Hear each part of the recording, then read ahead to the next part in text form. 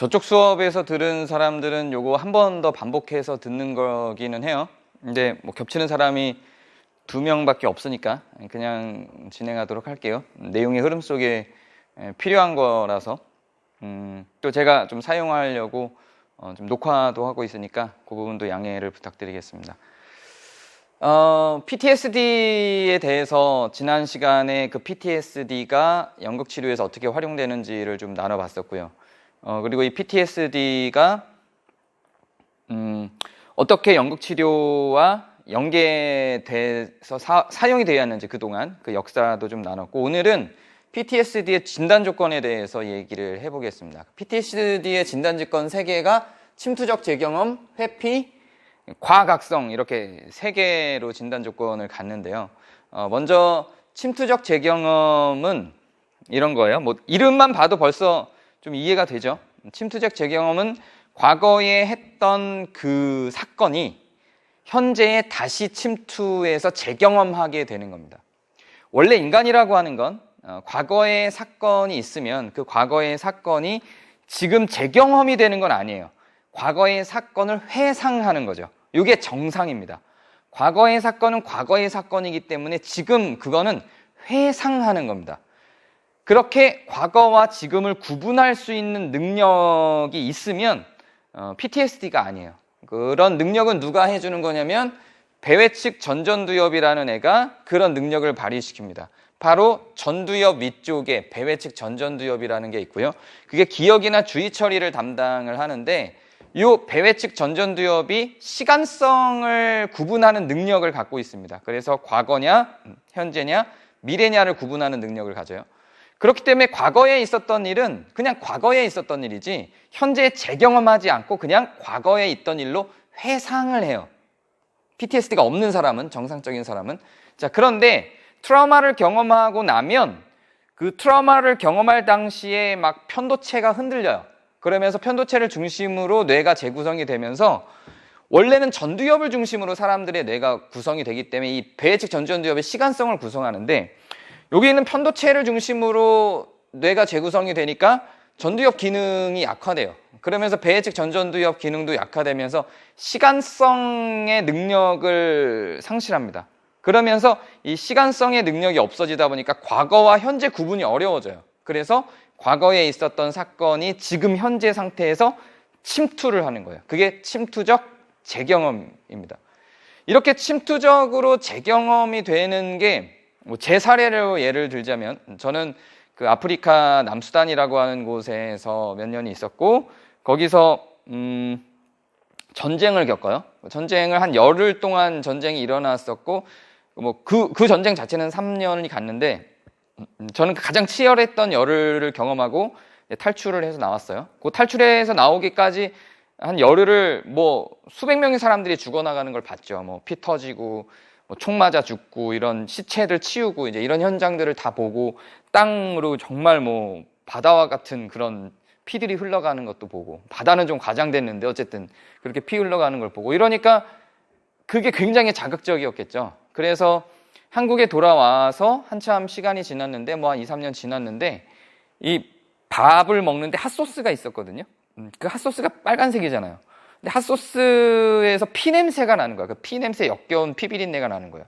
그게 아마도 그 제가 경험했던 그 전투 현장, 그 사람들이 죽어나간 수많은 현장에서 흐른 그 피 냄새가 너무 역겨웠기 때문에 그게 트라우마적 사건이 됐고, 그게 이제 편도체를 중심으로 뇌를 흔들어서 배회측 전전두엽을 자극해서 그 사건이, 그 연결고리를 갖고 있는 현장이 있으면 배회측 전전두엽 기능이 딱 멈추면서 과거의 사건이 회상하는 게 아니라 그게 현재로 침입해서 재경험을 하게 하는 거죠. 그러면서 그 핫소스가 빨간색이기 때문에 그 핫소스를 보면 피냄새가 역겹게 나오면서 그때 했던 구토가 나오는 거예요. 그래서 저는 그 핫소스를 보면 막 화장실로 달려가서 막 토를 하고 이랬단 말이죠.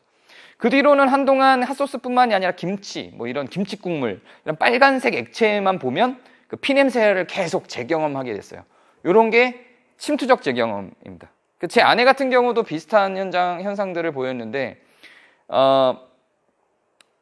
이제 총소리를 워낙 많이 들었으니까요. 제 아내는 저처럼 막 피 흘리고 이런 거는 잘 못 봤는데, 열흘 내내 계속 총소리가 들렸으니까 그 긴장감과 공포감 속에 계속 있었겠죠. 그러니까 한국에 돌아와서 폭죽놀이 하는 걸 봤는데 폭죽놀이를 하면 보통 막 신나야 되잖아요. 근데 총소리 이렇게 반응을 하는 거예요. 그리고 밤에 자다가도 문을 딱 닫는 소리가 나오면 그게 총소리인 줄 알고 막 일어나서 막 비명을 지르고 이제 이런 현상들이 있었던 거죠. 이런 게 침투적 재경험입니다.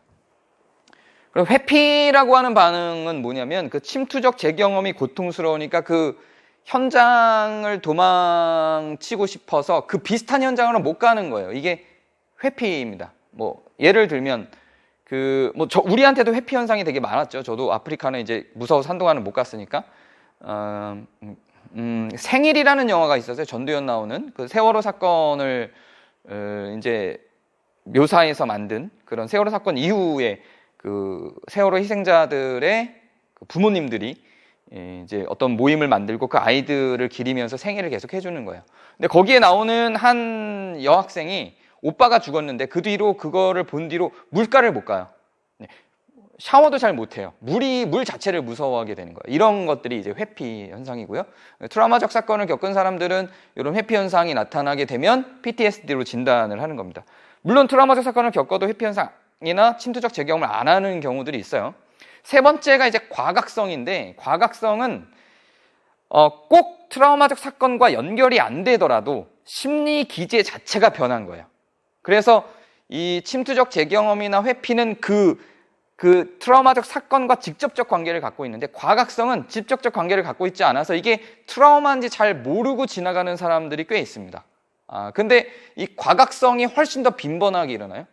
트라우마적 사건을 겪고 나면 그 이전에 있었던 그 대상의 성격이 어떤 특정 부분에서는 확연히 변하는데, 그 변한 결과값들이 트라우마적 사건을 겪은 사람들이 과각성을 보이는 모습을 보면 되게 공통적으로 나타납니다. 그게 이제 뭐 죄책감 혹은 부정적 사고, 극단적으로 부정화되는 현상들, 뭐 수치심, 뭐 이런 것들이 그 과각성을 중심으로 굉장히 많이 발생을 합니다. 제 딸 같은 경우가 이런 과각성을 좀 보이는데요. 제 딸도 그때 이제 전쟁 트라우마 현장에 같이 있었고, 제 딸은 원래 굉장히 명랑한 애였어요. 굉장히 명랑하고 활발하고 적극적이고, 지금도 그래요. 지금도 그런데 생각도 굉장히 사고가 긍정적인 애였고, 뭐든지 할 수 있고 막 이런 애였거든요. 그래서 뭐 어디서 뭐 춤추고 이런 거 있으면 제일 먼저 달려나가서 먼저 자기가 춤추고 아주 긍정적인 사고를 하던 애였는데, 그 트라우마적 사건을 겪고 나서는 사고가 되게 부정적으로 변한 거예요. 어떤 작은 사건만 발생해도 나 때문이야, 뭐 다 망쳤어, 다 끝났어, 나 죽어야 돼, 자살해버려야지, 뭐 이런 얘기를 해요. 근데 자기는 뭐 그냥 던진 얘기라고 하는데, 이제 저는 이제 전문가니까 그런 말들이 제가 치료했던 그 트라우마 환자들에게서 굉장히 많이 나오는 말들이고, 학문적으로도 그 과각성의 특징으로 정리된 거기 때문에 이제 제 딸의 그런 반응들이 전 트라우마적 후유증, 그러니까 PTSD라고 저는 판단을 하고, 저 나름대로는 이 대화나 이런 거를 통해서 뭐 제 딸은 잘 모르겠지만 치료적 접근들을 좀 해주고 있죠. 그리고 제 딸이 이제 예고를 다니면서 영화를 만드는데, 그러면서 시나리오를 많이 쓰는데 그 시나리오 내용들이 대체로 누군가 죽어요. 뭔가 극단적으로 가요. 그리고 누군가 죽거나 그런 걸 살리기 위해서 노력해요.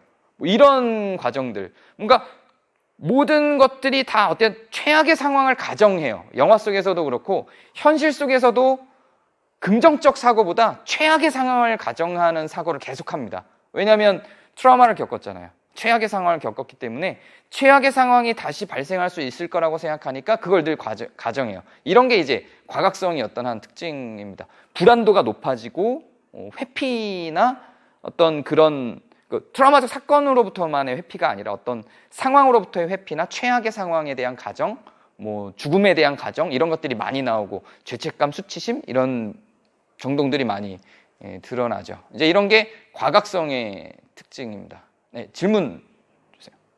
이 부분에서만.